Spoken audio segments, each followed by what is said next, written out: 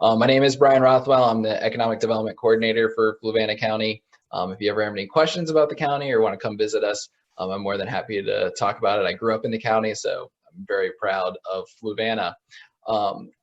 We have this presentation here that Rebecca and I have worked on putting together. And one thing to keep in mind is I do have experience with unemployment. I worked for a company that closed and I applied for unemployment back a couple of years ago. So I come from it from that perspective. So I kind of understand how unemployment works when you're applying and also receiving benefits. And with these changes with the CARES Act, I've been very interested to see how things are going. A lot of companies in Fluvanna have either sole proprietors or 1099 employees. So this has been a very good resource for Fluvanna companies.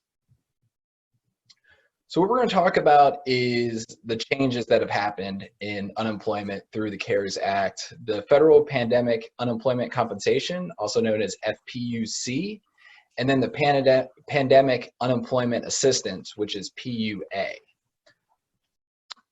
So you have to kind of figure out where you fall. If you have an employee or you are an employee that's typically covered under unemployment insurance, you would just do your normal unemployment claim, which is on vec.virginia.gov.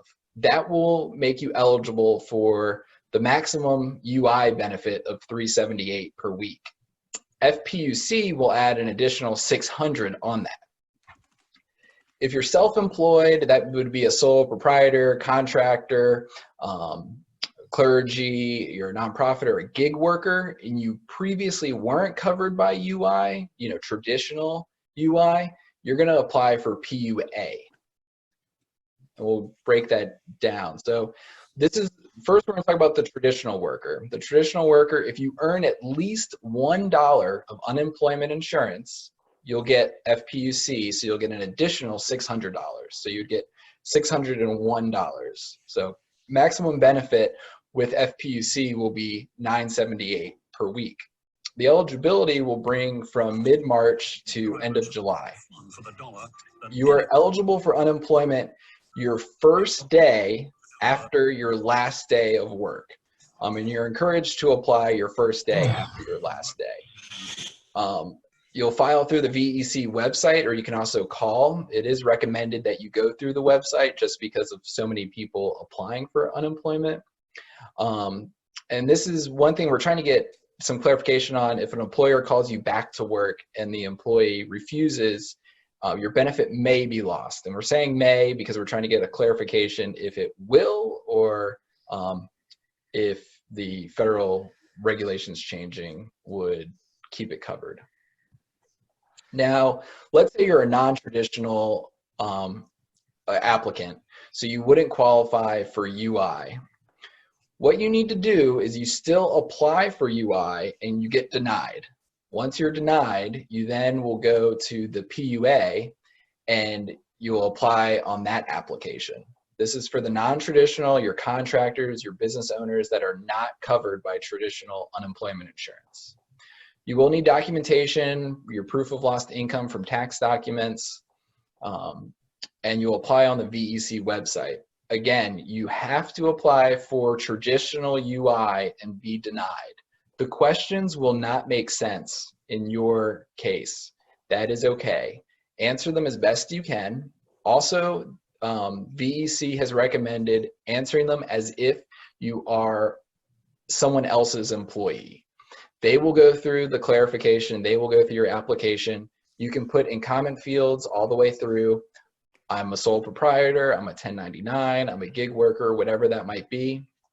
And they will make a determination if you are eligible for UI. They did say some people who thought they were not eligible for traditional are finding out they were eligible for traditional. So it would save you a step. So once you're denied, you'll go to the PUA application.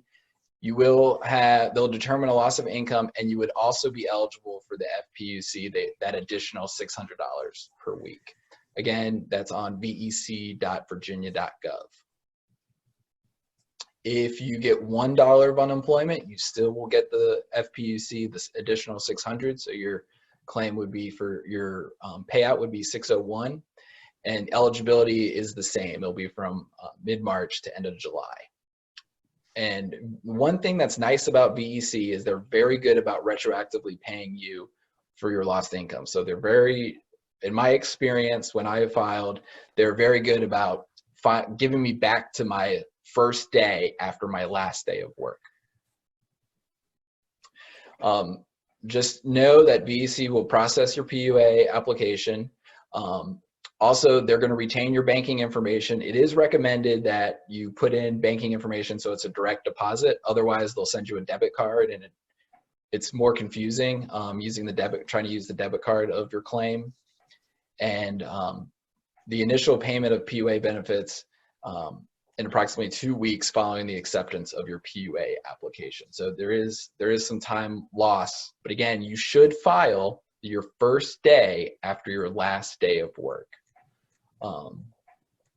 And just some tips: employees can go on and off unemployment. Make sure you go on their website directly. If employees are called back to work under PPP and refuse, the employer can replace that worker with somebody else. It's dependent on how many workers they have, not that worker A is returned for the PPP. So keep that in mind.